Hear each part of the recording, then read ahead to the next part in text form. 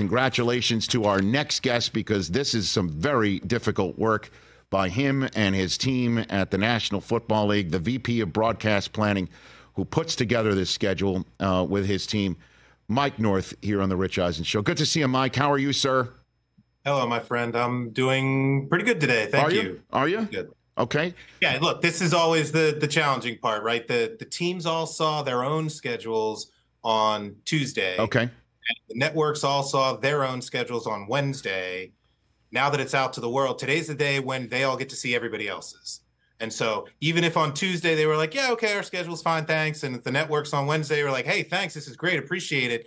Now they see what everybody else got. And so today's the day when, with a little bit more time to digest and react, it's a little less emotional, a little less visceral, and a little bit more, all right, now that we've done the forensics and we've done the work, I see what you did there. How could you guys have treated us like this? Why did you make that decision? You always have it out for us. Oh. Today's kind of a hold your breath day and try to enjoy it, but also just a little wary. How does it come in the form of an email, phone call? What do we get?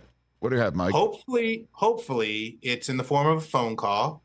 And it's relatively calm and pretty, hey, look, I'm not one to complain, but just want to make sure you're aware of something like this.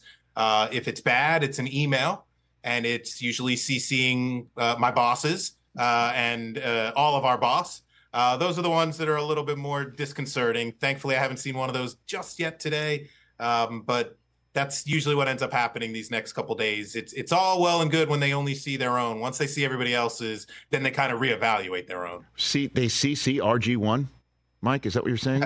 Is that what, yeah. So, yeah. when does the commissioner get involved typically in this process, Mike? Look, honestly, I've been doing this long enough to know he's more involved now than ever. Quite honestly, you think a guy like that's so busy and obviously so many things going on that, hey, you guys do the grunt work and search through the infinite solution space trying to find the best grain of sand on the beach, and you bring it to me when you find it. He doesn't work like that anymore. He's really involved almost from the very beginning. What are our big ticket items? What are we going to do with this team or that team? Here's a few things that I think I'd like to see in the schedule. We kind of grind for a month or two. We have a weekly cadence with him, let's say, through about March and April. And then once he gets back from draft, it's more like bi-weekly, and down the stretch, it was every day. We were in his office literally for an hour every day last week, kind of going through the final contenders. And at that point, I'm not sure the schedules are really getting better. They're really just more flavors, vanilla, chocolate, strawberry, pick one. And, Hans likes, fudge ripple, and the commissioner likes rum raisin. Like, those are the ones that we're going to find. So down the stretch, it's daily with him. It was all weekend, a Zoom with the scheduling team Sunday night of Mother's Day, and right back in his office Monday morning.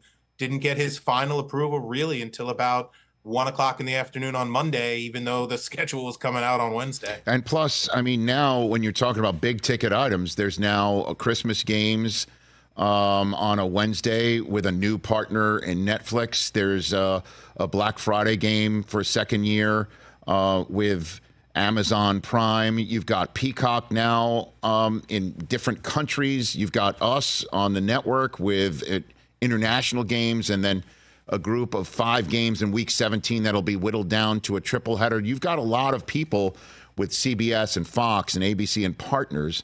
So how do you decide what the big what the big ticket games are and which partners want them? How do you go through that Hunger Game, if you will, Mike? Yeah, it's a lot of mouths to feed, and obviously everybody wants the juiciest apple off the tree. So you really got to make sure, everybody gets something, nobody gets everything. You kind of start at the top and you think about, what are the quote unquote games of the year? You go to a game like Kansas City, San Francisco, that game could go Sunday night, Monday night would be a heck of a give to Thursday night. CBS and Fox, 4:25 Sunday afternoon Eastern time windows. Those are our most watched windows. That's where we're averaging 25, 26 million viewers every Sunday, almost regardless of the content. So you kind of start at the top and you think about, what are we going to do with Kansas City, San Fran? Well, if it lands on NBC, then NBC shouldn't probably then also get Dallas, San Francisco. And if you're going to get the best Dallas, you can't get the best Kansas City. And if you're going to get a good Kansas City, maybe somebody else is going to get 2 Kansas Cities, and maybe they're not the 2 best. And so it's kind of this Hunger Games is a good way to think about it. A little Game of Thrones action, a little bit of, everybody gets something, nobody gets everything. And you kind of start at the top and make sure that really top tier, really juiciest apples are doled out fairly so that everybody feels like, they got a little something. Catch the Rich Eisen Show every single day on the Roku channel, 12 to 3 Eastern, for free.